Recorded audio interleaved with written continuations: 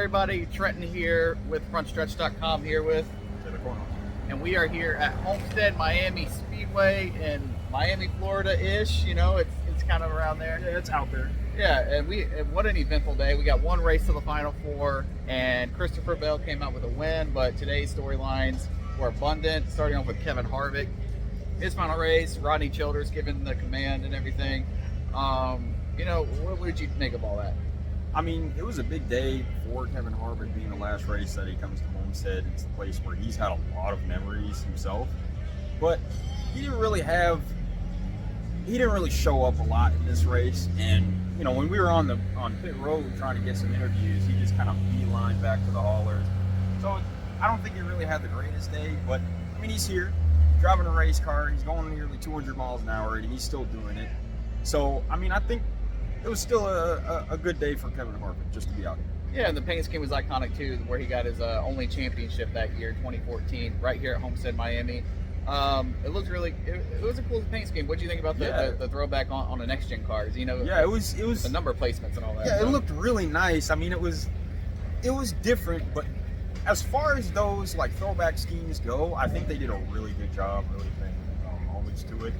And they got the sponsor and everything. They got it exactly right to every single detail. They didn't really change up a lot at all.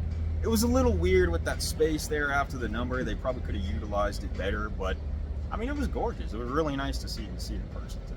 Yeah, and at the end of the day, like we said, Christopher Bell came out as a surprise winner. He struggled much of the day.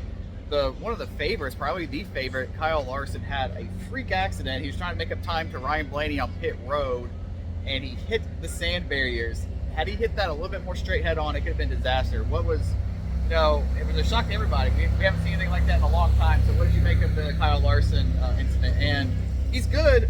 He's in the Final Four. Yeah, he's so nothing with that, but obviously not how you want to end your day. You want to maybe steal a race from someone who needed a win as well. So yeah, I mean, looking at how Kyle Larson usually does at Martinsville, obviously he won this year, but I mean, it's really good that he doesn't have to go into there after this happening and then having to win or have a really good day. But just the actual incident, I mean, he completely destroyed every single barrier that was over there, and the impact on his car didn't look that crazy at all. But it was a tie rod, I believe. That's tie rod. That's what we heard. Yeah, and that's really it. I mean, the car looked like it could just go out there and run 300 miles an hour, from what you could see. So I mean, it was pretty shocking, and especially from the aspect of it's Kyle Larson, like pretty much one of the greatest race car drivers in the world, debatably. But at the same time, you can never really know what it's like going into it. So, I mean, obviously the sunset right that way, which is looking right onto pit road. So perhaps maybe the light was playing some tricks, or Ryan Blaney was coming in right in front of him. So perhaps he didn't see it, or he was just, who knows? I mean, maybe he could have been looking to the left and saw like a cute dog sitting on the pit road. Who knows? Yeah, we couldn't. I waited a little bit to try to talk to Cliff. He respectfully declined interviews with the media after they got downloaded in the car. But I believe you and Jared were there to speak with him at the care center. Did you get any comments from him or anything about that? I mean, just the regular mumbo jumbo that I caught. I mean, I only came in at the very end of it. You can probably check out on the Frontstretch YouTube channel the actual full interview. Go there, go check it out.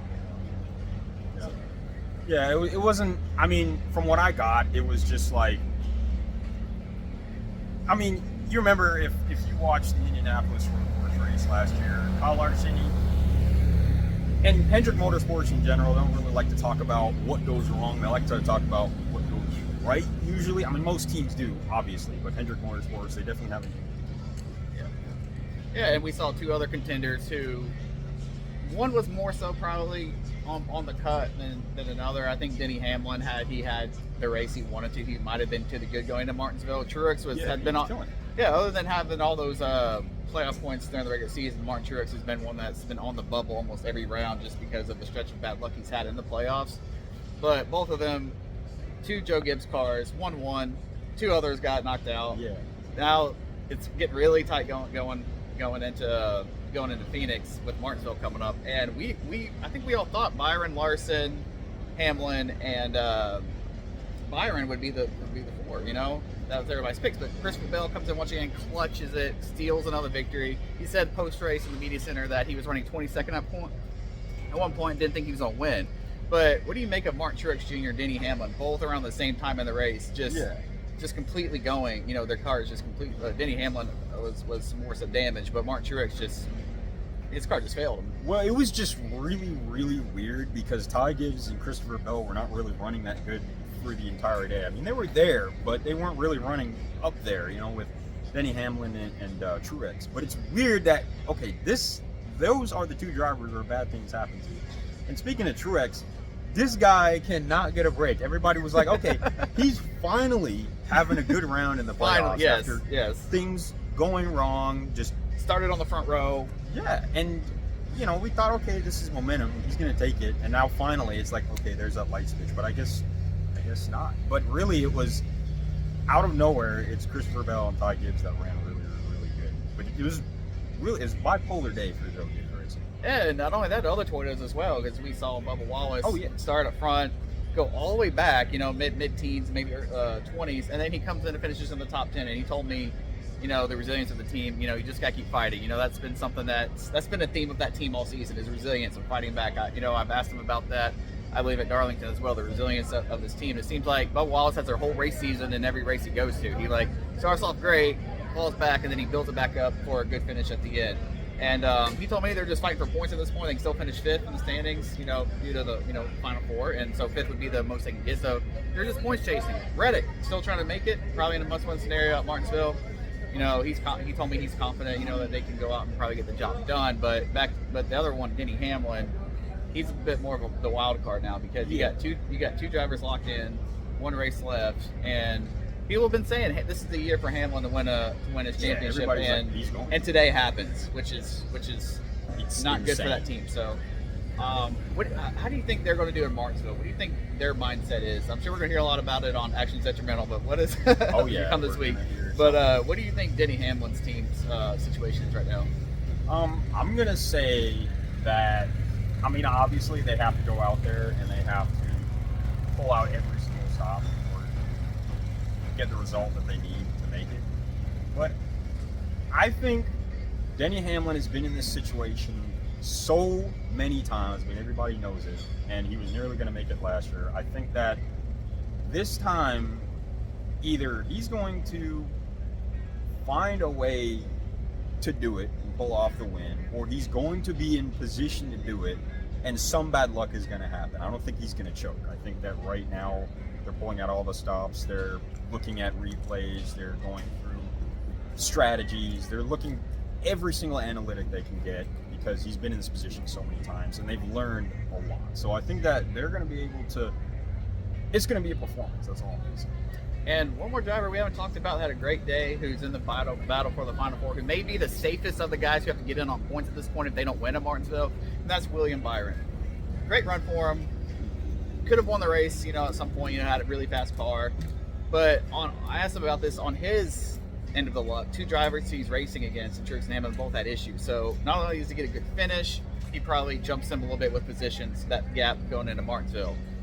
William Byron's won Martinsville in the next gen car. One thing about Martinsville is it's hard to pass in this car. I've heard a lot of drivers talk about it. So with track position is king, you would have to think someone with William Byron's experience, with winning there, doing well there, can pretty much, not, I wouldn't say coast, but gets a solid top 15 run. He's pretty much locked in on points going into Phoenix. So he would probably be the 3rd guy right now. So what do you? I don't think William Byron has to win Martinsville to get in. I think he can do well. What's your thoughts on William Byron? I mean, he's going to lock himself in very likely, unless he, like, on the first lap blows up or something. I think he's very likely he's going to lock himself in coming to the end of the race, or maybe not quite there, depending on how the other drivers are performing, or what bad happens. But I think he's going to be in a really good position regardless.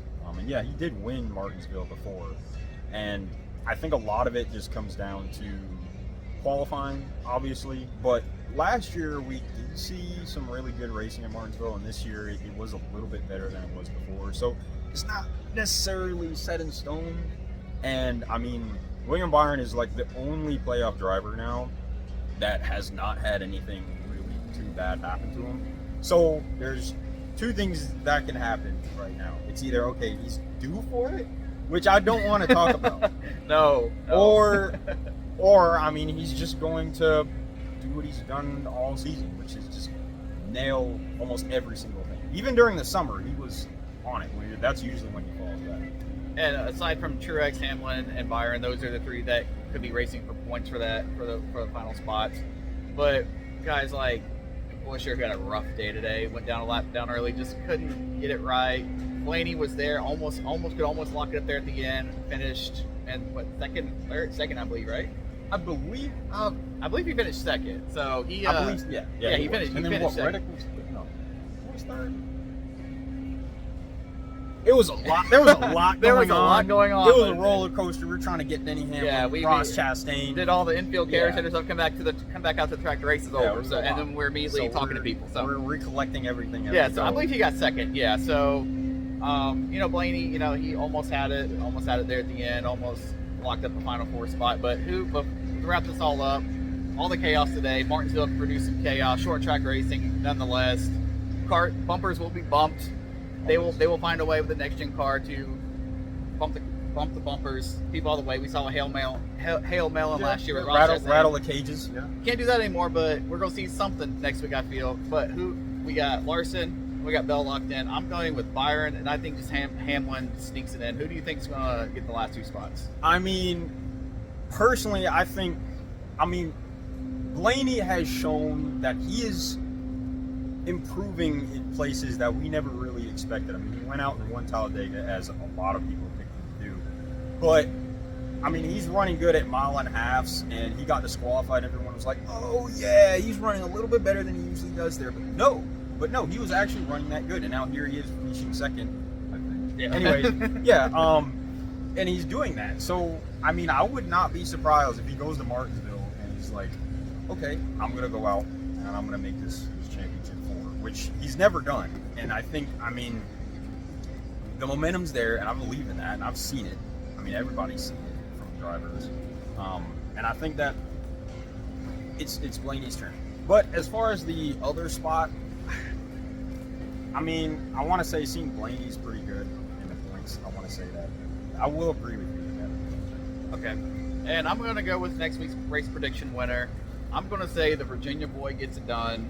I'm going to say Denny Hamlin just puts an exclamation point on the season, says, I'm here to race for a championship. I plan to go win a championship. And I think Denny Hamlin pulls the stop sign and gets a win next week at Martinsville. Kyle Larson's been great there as well. But I think Denny Hamlin's just, he's going to show up. He's going to get the boos from his hometown crowd like we've seen him happen before at Virginia tracks. Denny Hamlin's going to beat all your favorite drivers again and punch his ticket to Phoenix. So I think Denny Hamlin wins next week at Martinsville of the playoff drivers. Yeah, I've already said Denny Hamlin is going to make it. So, I got to agree with you on that one. Obviously, it's like, you can't just put all your cards in one stock. But I think that it's also Denny Hamlin's turn. I can't say how he's going to do the championship for, but, the dude is due to make it. Yeah. At this point. All right, for Frontstretch.com, I am Trenton. Taylor Kornhoff. Go check us out at Frontstretch.com, Frontstretch on YouTube, Frontstretch on social media, Twitter, X, everywhere, whatever it's called now. Yeah. we use all the names. Go check us out, follow our stuff, and thank you guys for watching. This is Harrison Burton, driver the number 21. Make sure to hit that subscribe button. Also, check out one of these two videos beside me. Visit frontstretch.com for more racing content.